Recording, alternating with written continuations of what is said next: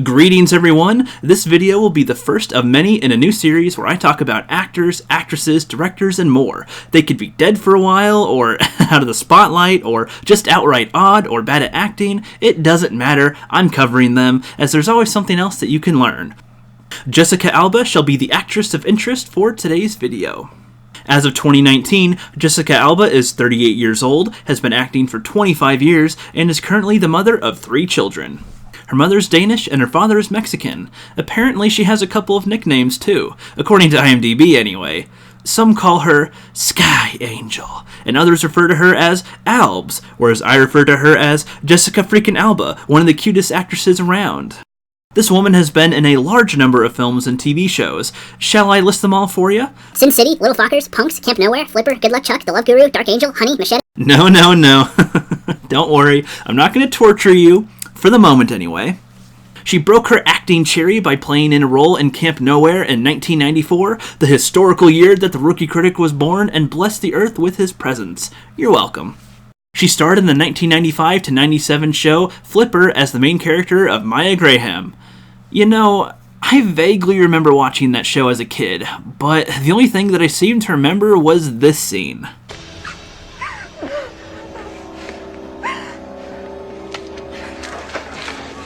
I used to watch Batman with my brother. No! Oh, not the movie. The old TV show. No! You know, the villains were always trying to off him in the most crazy ways, you know? Like putting him under a giant magnifying glass before sunrise.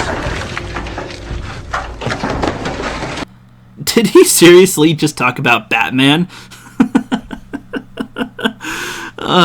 Dude, that show must have had some serious drama considering it was about protecting dolphins or seals or something.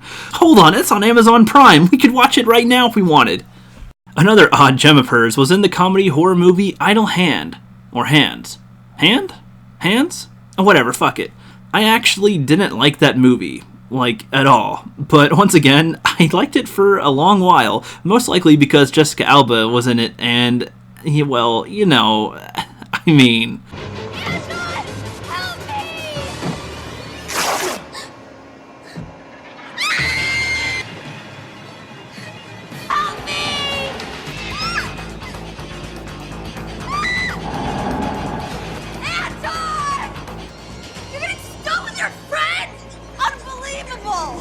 Aw, she's so cute when she's annoyed. To anyone that does not know me very well, I have a lot of catching up to do when it comes to watching classic and popular movies. Sin City is one of the films on the list of dozens that I need to check out. Jessica Alba is in it, and I hear that she's awesome as hell, but I can't really seem to tell. What do you think? Any little Nancy Callahan. She grew up. She filled out. Nancy Callahan.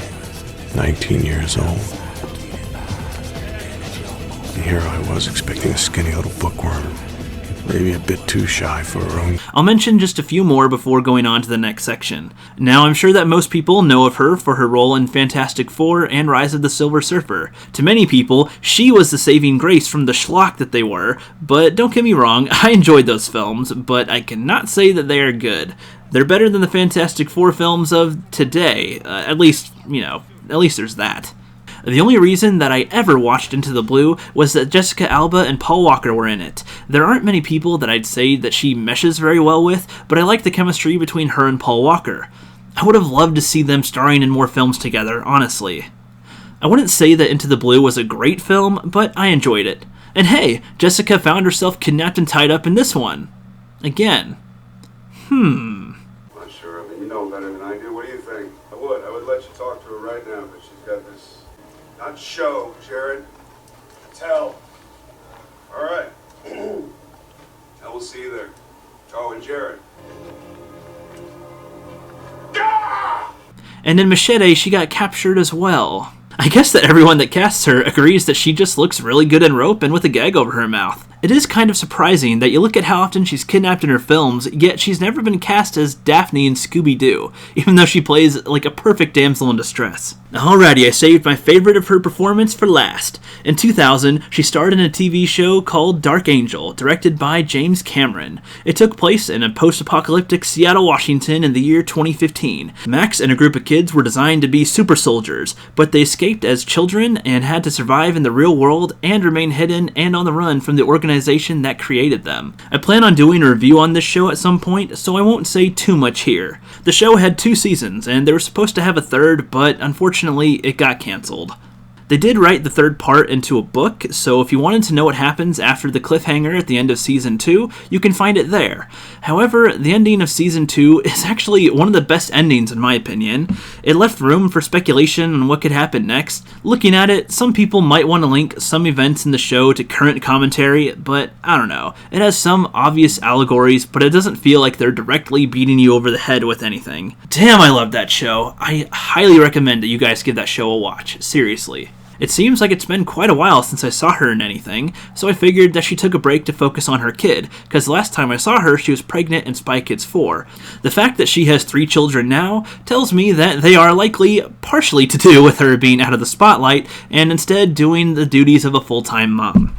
According to Looper, Jessica debated her acting career after Fantastic Four, which I can understand. It was widely disliked, and it's kind of a cult favorite now to some people, and now some people might like it for how bad it was, honestly. Plus, the set of Fantastic Four is where she met her husband, so that is a sound reason to slow down, I would say.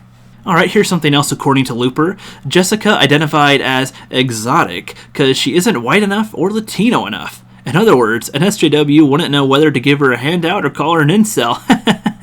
It was a joke. Calm down. Calm down.